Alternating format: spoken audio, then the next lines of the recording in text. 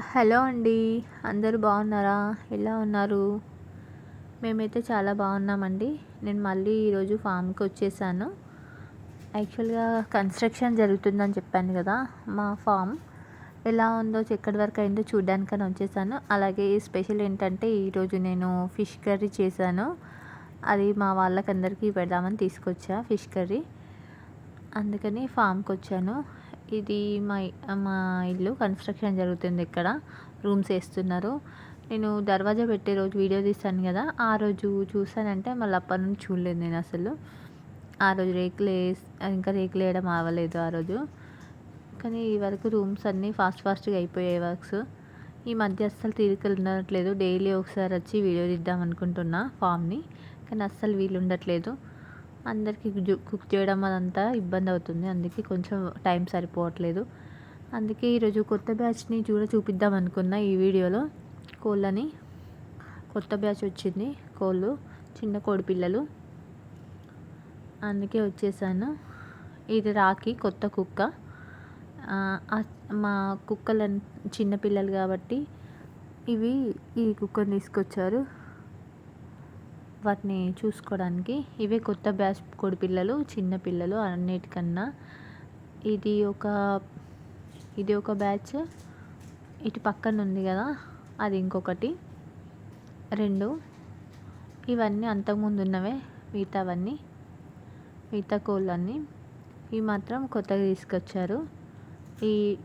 ఇప్పుడున్న కోడి పిల్లల్లో అన్నిటికన్నా చిన్న పిల్లలు ఏంటంటే ఇవే. ఈ స్పెషల్ బోన్లలో ఉన్న 2, 3 ఏంటంటే ఈ మధ్యలో అవి పోట్లాడుకున్నాయి. అందుకే వాటికి దెబ్బలు తాకినాయి విపరీతంగా. అందుకని స్పెషల్ చేశారు. మిగతా కోళ్ళన్నీ పొడుస్తున్నాయి వాటి దెబ్బలు తాకిన ప్లేస్లో. అందుకని సపరేట్గా బోన్లో వేసాం. మొన్న ఒక్కరోజు చూసుకోకపోయేసరికి ఆ రోజు కూడా మా అత్తమ్మ, మా హస్బెండ్ ఇద్దరూ రాలేదు. అందుకే మా వర్కర్స్ ఏం చేశారంటే ఒక దాంట్లో వేయాల్సిన పిల్లల్ని ఇంకో దాంట్లో వేశారు. ఇంకో బోన్లో వేశారు. అందుకే అది వేరే కోళ్ళన్నీ వాటిని పొడిచాయి. దెబ్బలు తాకినాయి టూ మచ్గా. అందుకే దానికి ట్రీట్మెంట్ చేసి వేరే దాంట్లో వేశారు. ఇది మా కొత్త కుక్క అని చెప్పాను కదా. యాక్చువల్గా ఈ కుక్క మా బాబాయ్ వాళ్ళది. వాళ్ళు కోళ్ళ ఫామ్ ఉండేది. ఆ కోళ్ళ ఫామ్లో ఉన్నప్పుడు ఈ కుక్క ఉండేది. పిల్లుల్ని, అడవి పందులు అసలు దేన్ని రానివ్వకపోయేది. అందుకే మేము సెక్యూరిటీ పర్పస్లో తీసుకొచ్చినాం ఈ కుక్కని. మా ఫామ్లో వచ్చేసి మా కుక్క పిల్లలు చిన్నవి కాబట్టి ఇంకా వాటికి ట్రైనింగ్ లేదు. అందుకే ఈ కుక్కని తీసుకొచ్చినాం. దీనికైతే ఫామ్ అలవాటు. కోళ్ళ సౌండ్ తప్ప వేరే ఏ సౌండ్ వచ్చినా ఇది ఊరుకోదు, అరుస్తూనే ఉంటుంది. మేకలు కానీ, బర్రెలు కానీ దీన్ని రానివ్వదు. ఓన్లీ కోళ్ళ సౌండ్ మాత్రమే దీనికి వస్తుంది. ఈ సౌండ్ని అది ఓర్చుకోదు. కోళ్ళని మాత్రం ఏమనదు, సైలెంట్గా ఉంటుంది. ఏదైనా కోళ్ళు పోట్లాడుకున్నా కానీ ఇది మధ్యలో వెళ్ళి విడిపిస్తుంది. అంత టాలెంటెడ్ ఈ కుక్క. దీనికి అలవాటు ఫామ్లో ఎలా ఉండాలి ఏంటి, అసలు వేరే వాళ్ళు ఎవరిని రానివ్వదు అన్నీ తెలుసు దీనికి. ఎవరిని అటాక్ చేయదు, కాకపోతే బెదిరిస్తుంది అన్నిటిని. మాకు కుక్క పిల్లలు వచ్చేసి చిన్న పిల్లలు కాబట్టి వాటికి అరుస్తూనే ఉంటాయి, పైకి వస్తాయి. వాటితో కొంచెం కష్టమే ట్రైనింగ్ అయ్యే వారికి. అందుకే దీన్ని చూసి నేర్చుకుంటారని దీన్ని తీసుకొచ్చినాం మేము. కానీ చాలా బాగుంటుంది ఈ కుక్క. ఫస్ట్ నాకు దీన్ని చూడంగానే చాలా భయం వేసింది. కాకపోతే మెల్లిమెల్లిగా అలవాటు అయిపోయింది. మామూలుగా నాకు అసలు పెట్స్ అంటే అస్సలు నచ్చవు, అందులో కుక్కలు అంటే అస్సలు నచ్చదు.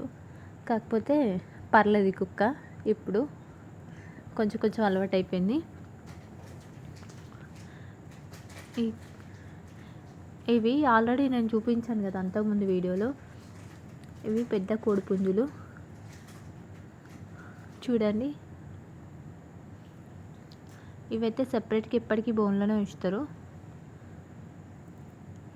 ఇలా చాలా రకాలు ఉన్నాయి మా దగ్గర కోడిపుంజులు. ఒక్కొక్కటి ఒక్కొక్క రకం. వీటి పేర్లు నాకు కరెక్ట్గా తెలీదు. కాకపోతే వీటికి సపరేట్ పేర్లు కూడా ఉంటాయి. ఇది చూడండి, దీని మెడ ఎలా ఉందో, జిరాఫీ లాగా.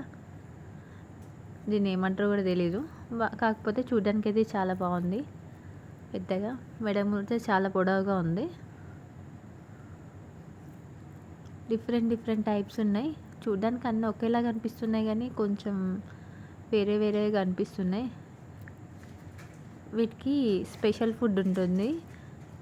అంటే బాదం ఎక్కువగా ఎగ్ వేసినప్పటికీ డైలీ మార్నింగ్ ఎగ్ ఇస్తుంది దీనికి. కాకపోతే ఎల్లో వేరు, ఓన్లీ వైట్ మాత్రమే. ఎల్లో వేయద్దు, ఫ్యాట్ అవుతుందని. కోళ్ళు కూడా ఫ్యాట్ అవ్వడం ఏంటో, అందుకే దీనికి స్పెషల్గా ఉంటుంది. బాదం జీడిపప్పు వేస్తారు కోళ్ళకి. వీటి ఫుడ్ అంతా డిఫరెంట్గా ఉంటుంది ఈ పెద్ద కోళ్ళకి. చిన్న పిల్లలకు మాత్రం ఫుడ్ ఎక్కువ క్వాంటిటీ ఇస్తారు, తొందరగా పెరగాలని సైజు. చూడండి ఇవన్నీ ఇక్కడ వాతావరణానికి అయితే అలవాటు అయిపోయినాం. స్టార్టింగ్లో మేము భయపడ్డాం, అసలు ఇంకా షెడ్ కంప్లీట్ అవ్వలేదు, ఇవి ఎట్లా ఉంటాయి ఏంటి అని భయం వేసింది. మళ్ళీ ఓపెన్, అంతకుముందు రూమ్స్లో లాంటి దాంట్లో ఉండేది కదా, బయట వాతావరణానికి ఉండేవో అనుకున్నాం. కాకపోతే పర్లేదు, మేము భయపడ్డంత లేదు, మంచిగా ఫ్రీగా తిరుగుతున్నాయి. ఇవి ఫ్రీగా తిరుగుతూనే యాక్టివ్గా ఉంటాయి.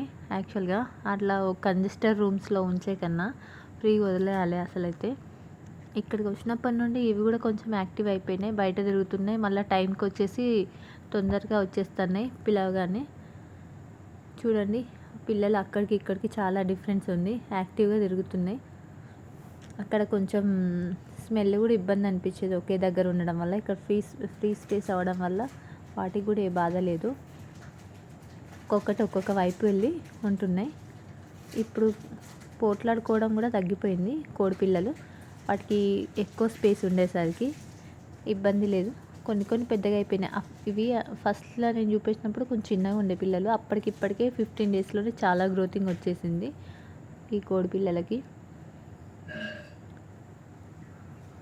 మా రాఖీ చూడండి ఎలా చూస్తుందో, అది ఫామ్ని అంతా అబ్జర్వ్ చేస్తుంది. యాక్చువల్లీ ఈ కుక్కని తీసుకొచ్చి కొన్ని రోజులు అవుతుంది, దానికి ఇక్కడ వాతావరణం అలవాటు కావడానికి ఒక 2 డేస్ పట్టింది.